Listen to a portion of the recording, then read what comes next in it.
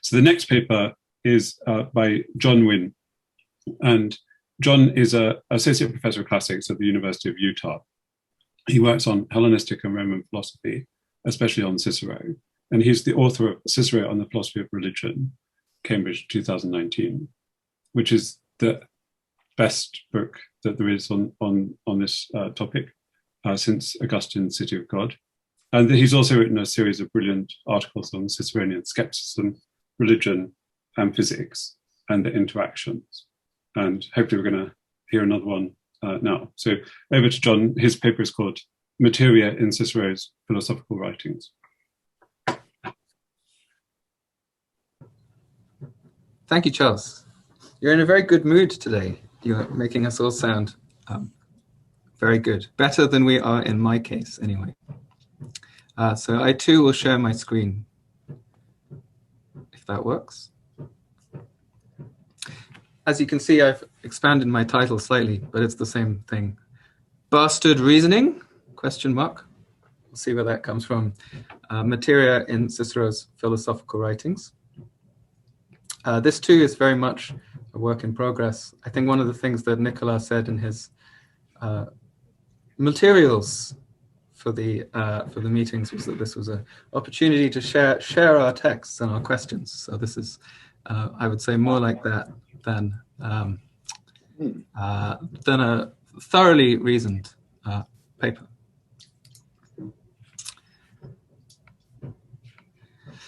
So here's what I'm going to do. In my half an hour, there'll be some brief preliminaries. And then I want to look mostly at two passages, one from Cicero's Timaeus, one from book 1, as we call it, of his Academica, and then there'll be some brief conclusions. So first of all, some preliminaries. So our boy is Mark Tully Cicero. Since many people here will have had to learn some Latin, you're probably somewhat familiar with his general biography, and he probably had the chance to tell you that he held the consulship and saved the Republic, as we all know. But we're considering him today in his more interesting guise as a philosophical author. So his life was from 106 BC to 43 BC. Most of his philosophical writing was done for various reasons in the last 3 years of his life. So chronologically, we are looking at just before 43 BC in what we're reading today. If you're familiar with any of his philosophical writing, we think of him as a figure of the Hellenistic age, so meaning the period after Aristotle died, best known to us through the schools like Stoicism, Epicureanism, the Skeptical Academy, where they were radical skeptics who gave birth to their sillier, more adolescent offspring, the Pyrrhonian skeptics, the other ancient radical skeptics that are better known today. And Cicero himself was a follower of new academic skepticism. So he himself was a radical skeptic. So we're not looking at Cicero's views about matter today at all. We're looking about some ideas that he puts in the mouths of some characters, talking about other philosophers, and so on. And of course, there was a lot of Hellenistic philosophy around in Cicero's lifetime. So in particular, Epicureanism was very vital and flourishing in Italy of his day. However, in his lifetime, philosophy in the tradition in which he himself stood, that is to say, academic philosophy, so it descended from Plato, peripatetic philosophy descended from Aristotle, and also Stoicism, in which he was extremely interested, it had moved on. So professional philosophical research was beginning to look very different from the way that we think of the Hellenistic schools. It wasn't so much about Stoicism and so on. So Cicero was writing in kind of an antiquarian way. The figures, the philosophical figures who populate his works, great Stoics and Epicureans, people like Chrysippus, Zeno, Carneades, and Arcesilaus, and Epicurus himself, they had lived at least decades and often centuries before his own time. So he didn't generally engage with the contemporary philosophical research of his own day. However, there are some exceptions. The first one is this fellow Antiochus of Ascalon, who he kind of had to talk about because many leading Romans were followers of Antiochus of Ascalon, including famous ones like Brutus, who stabbed Caesar. He was motivated by the philosophy of Antiochus of Ascalon. So Cicero had to address that. And we'll be looking at one passage that draws on Antiochus. Second, late in life, he did start to engage with some of the contemporary philosophical research developments of his own day, meaning of the 40s BC, which are really very different from Stoicism and so on. And we're going to look at one passage where he does that. So that's the context in his life. We're not really going to be seeing the sorts of things you might be used to if you've read Cicero's philosophical dialogues a bit. The other preliminary was I did a little bit of actual philology here. I wondered, since we're at the beginning of the use of these words, along with Lucretius in the Latin tradition, what does he generally understand by materia? Are there surprising things to discover there? And what I found out there was no. So far as I can tell, he generally uses materia and materiae very much the way we use matter in English today, I guess probably not coincidentally.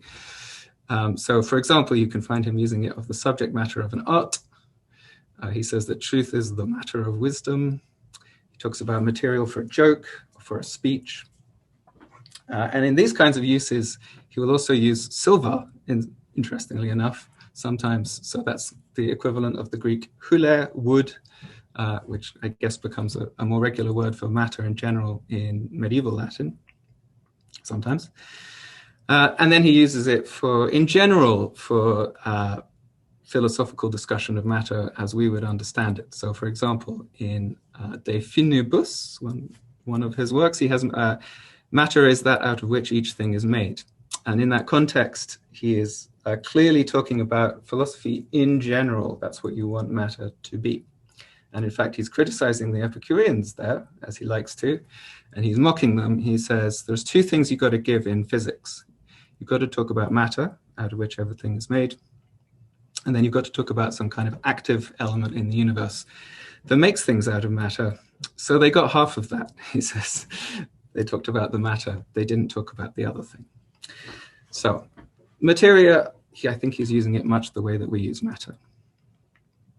All right, so now let's look at these two passages. The first is from Cicero's Timaeus. So this, I think, is very, very little word text. What it is clearly an unfinished work. So he was murdered, Cicero was. Quite plausibly, he was working on this when he was murdered. And along with some of his other stuff, it came into circulation. It was published, as we say, and it's come down to us. And what survives, or what he'd done of it, is this. There's a brief preface, which I'll tell you about in a second, and then there's a translation of a portion of Plato's Timaeus into Latin. And it's a pretty careful, pretty good translation in my estimation. And the preface says there are going to be three characters in a dialogue about nature. Cicero himself, this fellow called Cratippus of Pergamon. So here's one of the great contemporary philosophers of his own day. He says this guy was, really well regarded. I think one of the reasons he wrote this was that his own son was studying with Cratippus. And we know his son had written back to his secretary, to Cicero's secretary, and said, Cratippus is like a father to me now. So I think Cicero was competing with Cratippus. And in fact, Cicero's De Officiis on ethics is a competition with Cratippus in ethics. So, sign that he's engaging with contemporary philosophy with this guy that none of us have ever heard of now, right? But who was a very important philosopher in his day. And the third speaker is going to be this Roman called Nigidius or Nigidius Figulus, who he describes as a Pythagorean. What that means, I think, is that there were people in Rome at this time who thought that the Roman Republic was founded partly on Pythagorean philosophical principles. But what it meant to be a Pythagorean at this day, I think, was this. In Plato's dialogues, people say in Cicero's works, there's two main influences. There's Socrates, that's why it's a dialogue rather than doctrinally written. That's where the skepticism comes from in the academic tradition. And then there were Pythagoreans like Timaeus, the leading speaker in Plato's Timaeus.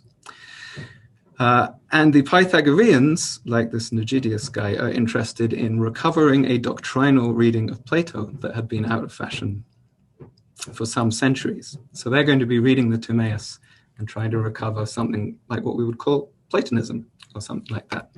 So the likelihood is that this bit of the Timaeus that was translated in Latin was going to be put into the mouth by Cicero of this Pythagorean, I think. So someone looking to recover the doctrinal content of the Timaeus.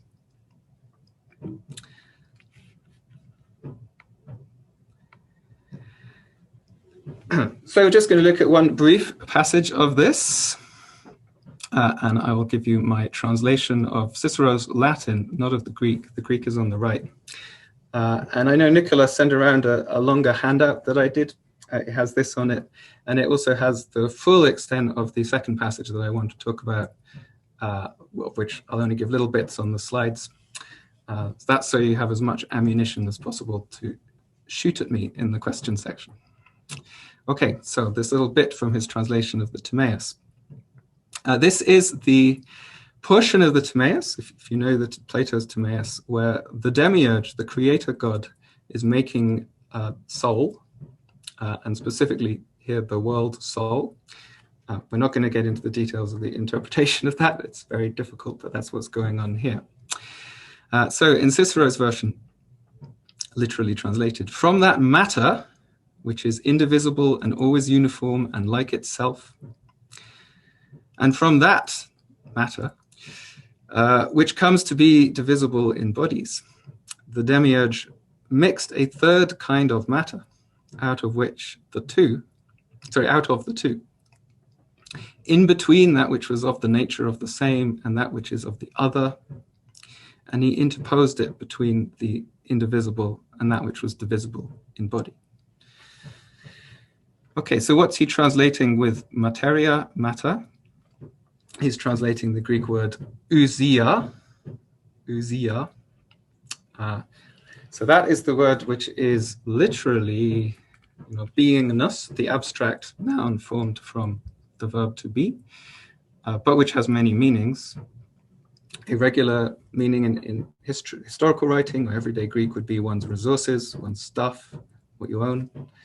But of course, in Aristotle, this is the word for substance, a beingness, a substance. And you will also see it translated as things like essence. So in modern English translations of the Plato's Timaeus, you see ousia translated in such a way as to bring out the being part of its meaning. So you'll see it called being or existence with a capital E in Cornford's translation, and so on. But Cicero renders it as materia. Now, I think it isn't a bad translation. This isn't sort of a bonkers thing for him to be doing. Why not? Well, first of all, there is this meaning of it as your stuff.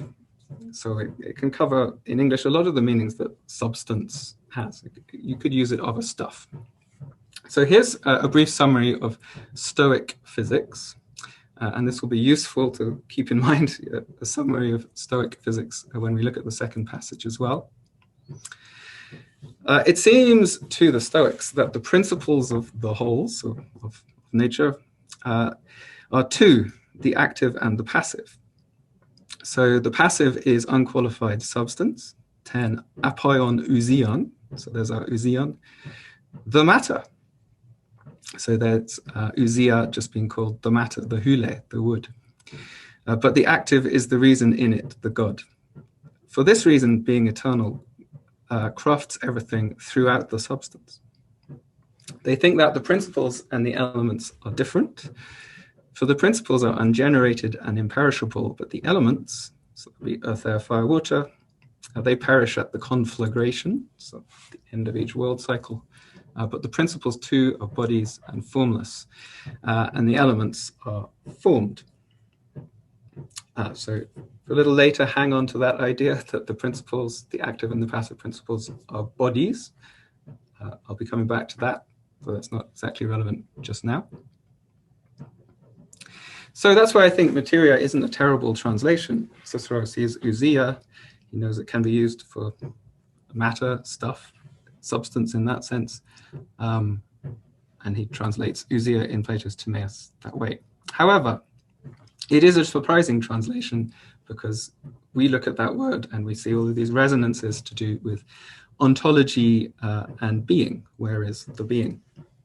And this has even led to an argument that that Cicero was so mired in a period of philosophy that was corporealist, where the only things exist are bodies, that he couldn't see that word ousia in the Timaeus and see its ontological, or as they say, transcendent implications. That has been argued. I don't think that's true. Elsewhere in his translation of the Timaeus, he translates ousia as eternity, aeternitas, which is another pretty interesting translation, but shows you that he was alive to something other than its dull material meaning. And we're also told by another source, by Seneca, that in some lost work that we don't have, Cicero translated ousia as essentia. And Seneca is sort of saying there that was a weird Latin word that Cicero had perhaps coined in order to translate ousia, and essentia, of course, is where we get essence. So that's beingness, very literally. So Cicero was alive to these other implications of ousia. He just opted to go for materia in his translation of Plato's Timaeus. So this is meant to show us that in engaging with contemporary philosophical movements and research of the 40s BC, which are rather different from the Hellenistic age of the Stoics, Epicureans, and skeptics that we're used to, Cicero was starting to think about matter possibly in creative ways, i.e. as these more transcendent stuff out of which the demiurge makes the world soul, whatever that means in Plato. Luckily, we don't have to settle that now. So that's my first passage. My second passage then is this, and it's a pretty long passage. It's on the handout. We're just going to look at little bits of it now. So Cicero's Academica, Book 1, is the following. There's a character called Varro, who was a famous Roman contemporary of Cicero's. And Varro was, philosophically speaking, a follower of Antiochus of Ascalon. So this is the philosopher of his own day that Cicero regularly gives airtime to in his dialogues because many people followed him, who I mentioned before. Antiochus considered himself to be an academic, so a follower of the tradition of philosophy going back to Plato. And in the preceding centuries, the academy had been radically skeptical. So that's what Cicero was himself. Antiochus wasn't. So he, in a different way, was interested in recovering a doctrinal reading of Plato and others. And Antiochus had a whole philosophical system of his own, kind of in competition with the foregoing Hellenistic schools, but that's not what he's famous for. What he's famous for is, and was, arguing that in the generation after Plato, Plato's students essentially had the same philosophical agenda, meaning Aristotle and Plato's other less famous students, people like Xenocrates, Polemo, Speusippus, they largely had the same agenda and indeed many of the same views. And that when the Stoicism came along, although you might think of it as a very different thing from Plato, for example, the Stoics are corporealists. They think that only bodies exist, which was not Plato's view, we might think. Antiochus thought that no, the Stoics were just making small corrections to that body of doctrine that was passed down through Plato's students. And you could, in fact, read them as being substantially the same as Plato, his students, Aristotle, his students, and so on. So this historical thesis is what Antiochus was famous for. So in the passage we're going to look at, what's happening is Varro is summarizing in Latin, and Cicero and the character are very anxious about whether you can even do this in Latin, because this is a pioneering thing to do, to translate the Greek into Latin. Varro is telling you in Latin a summary of a bit of Antiochus's work in this direction. And what Antiochus is doing here is not putting forward his own views. He is trying to reconstruct what was going on in Athens in the generation or two after Plato. So these are supposed to be the views of Plato's students and his students, and to some extent Aristotle, although there's a concession that Aristotle may have gone out on his own a little bit. And Varro breaks that up into 3 bits: ethics, logic, and physics. So we're going to look at the matter bits from the physics part. So that's what we're doing here. I should mention that this passage I'm looking at, not very many people have read it in the modern period, but almost everyone who does seems to feel moved to write an article about it, including very, very important figures in my subfield have written about this. And it seems to make them really angry with anyone who disagrees with them, very cross. So thank you, Nicola, for throwing me into this bear pit that I now have to enter. However, I do think I have an advantage. The reason that everyone gets so angry about this is because what they're asking is this actually a worthwhile source for anything? So does it tell us what Antiochus of Ascalon thought? And, did he really have a handle on what was going on in the generations after Plato or not? And what you think of that will change your views about where Stoicism and where Hellenistic philosophy comes from. Is it just a correction to what was going on generally in the academy and among Aristotle's followers or not? Or was Stoicism rather a kind of radical rebellion against everything that Plato stood for? Kind of critical theory where they burned everything down and started again. Depending on which of those things you want to be true, this passage makes you very angry. But I think an advantage of looking at it as part of this project is that I can forget about all of that and I can just try and figure out what Cicero is having Varro try to say. So what is this theory here? And I do think by looking at it, it turns out to be much more interesting and also different from Stoic physics, as we'll see.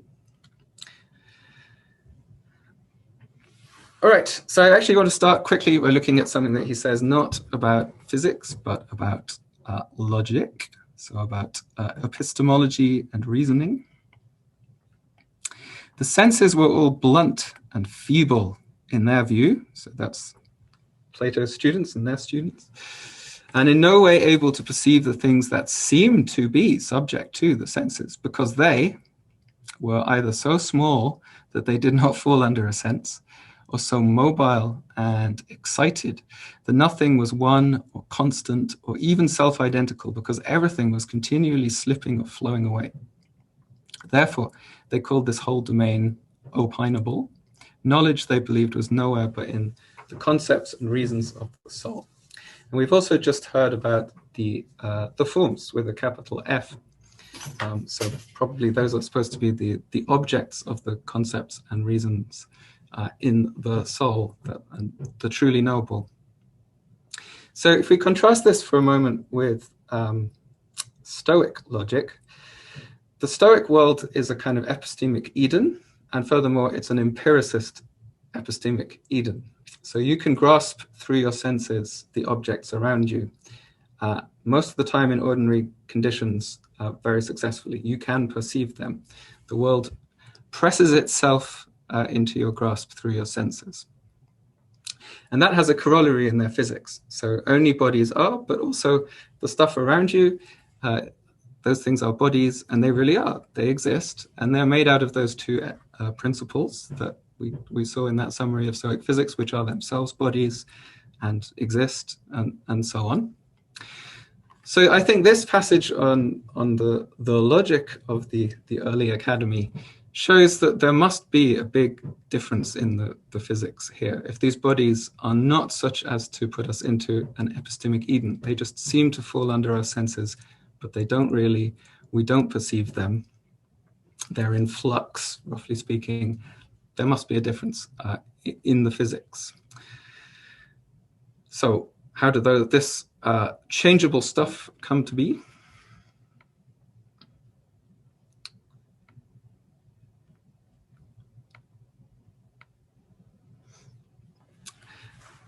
But Plato's students, they spoke about nature so as to divide it into two things, so that one was active and the other lending itself to it and acted on by it in some manner.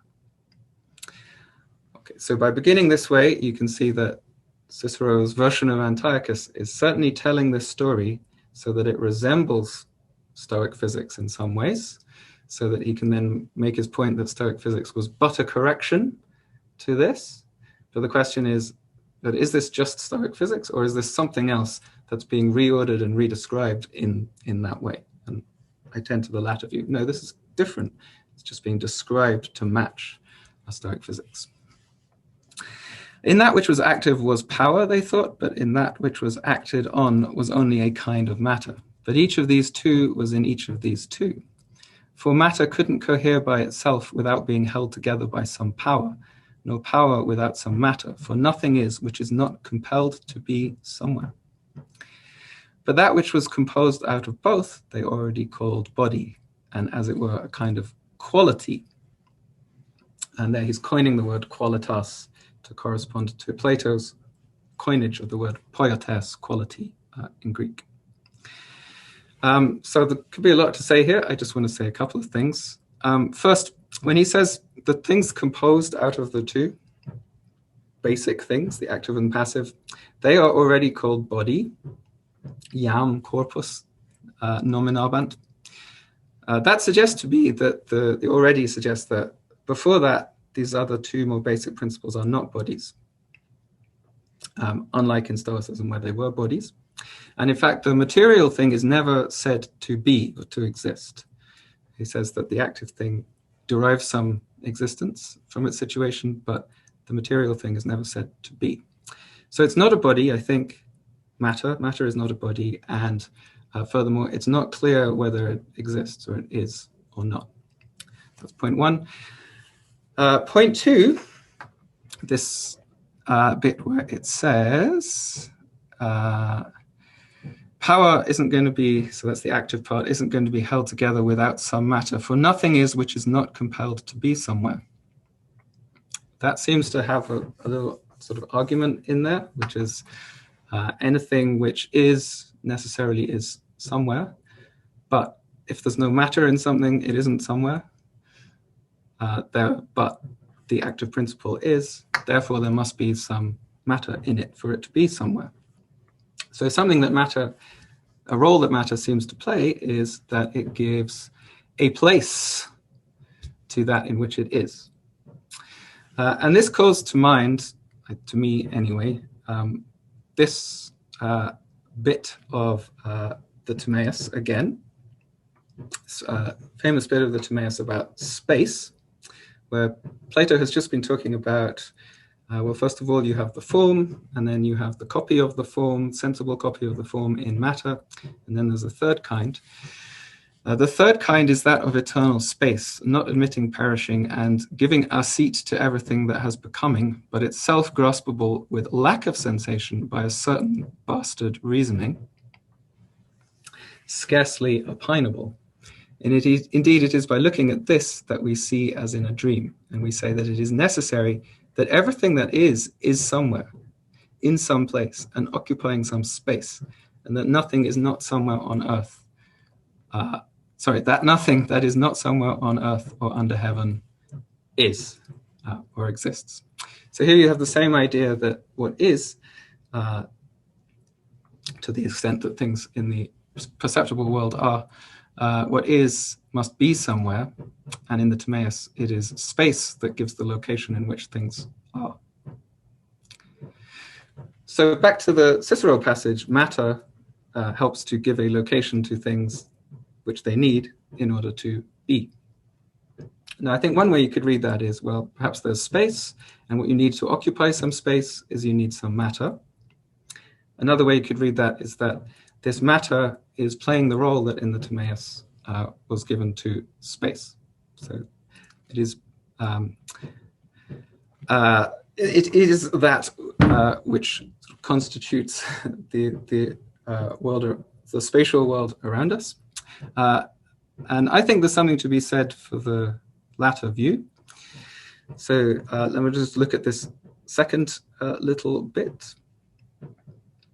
Underlying everything there is a kind of matter, they think, without any form and lacking any of these qualities. Everything has been imitated and brought about from this, because matter as a whole can receive everything and change in every way and every part. Matter thus perishes too, not into nothing, but into its own parts. These parts can be infinitely cut or divided, since there is, in the nature of things, no least bit that cannot be divided. Now, if we put this alongside something that Varro says a little earlier in his speech, I think we get an interesting suggestion. So this is just a tentative idea that I really haven't nailed down yet. But he says, you know, our physics, since it's composed out of an activity and matter that the activity shapes and forms, it can't be done without geometry. But how is anyone going to be able to do that in Latin? So that suggests that you have to talk about some geometry in order to talk about the active and passive components in nature. Well, then Varro is persuaded to go on and have a go at talking about the active and passive components in nature. Maybe he just wusses out and doesn't talk about geometry, but maybe there's some geometry. So where is it? This looks like a promising passage to me where he talks about the infinite divisibility of a continuum. So one suggestion I would have that I want to explore is that matter held together by the active principle is continuous, and thus it can be accurately described by geometry, so that you can talk about it, the conclusions that you can make from geometry about continua and there being no minimum and so on, you can then apply to matter. So that suggests to me that it is, you know, we are surrounded by a kind of Euclidean material matrix. When I'm waving my hands, it's in matter. So that's how it then gives a place to the active principle that holds it together. So these are two respects in which this is very different from Stoic matter. It isn't a body, and it is not, it does not exist. And second, it has these geometrical properties that Stoic matter does not. And finally, just to note that this matter is formless. It has no species. So that is the word that Varro, Cicero's character, uses for forms with a capital F, but it accepts all forms that the active principle gives to it in imitation of the forms with a capital F. So it has that perhaps better known property of matter or prime matter. Okay, so I should move to some brief conclusions. So here's a firm conclusion. Cicero's engagement with a new philosophical research direction of his own lifetime, the attempt to reconstruct or reinvent Platonic doctrine, and especially what's found in the Timaeus, that led him to consider creative accounts of matter, the two that we've seen. And then a second here, a few things that I think I would like to say tentatively about matter in the passage we've just looked at. It's not a body. It's not said to be or not to be. And it's not in fact termed a principle, although I haven't had time to go into that today. It's held together by the active part or aspect of nature. It seems to be describable accurately by a geometry, and thus it gives place and being to the active nature. Formless in itself, it accepts all forms imitated in it by the active nature, literally expressed in it by the active nature.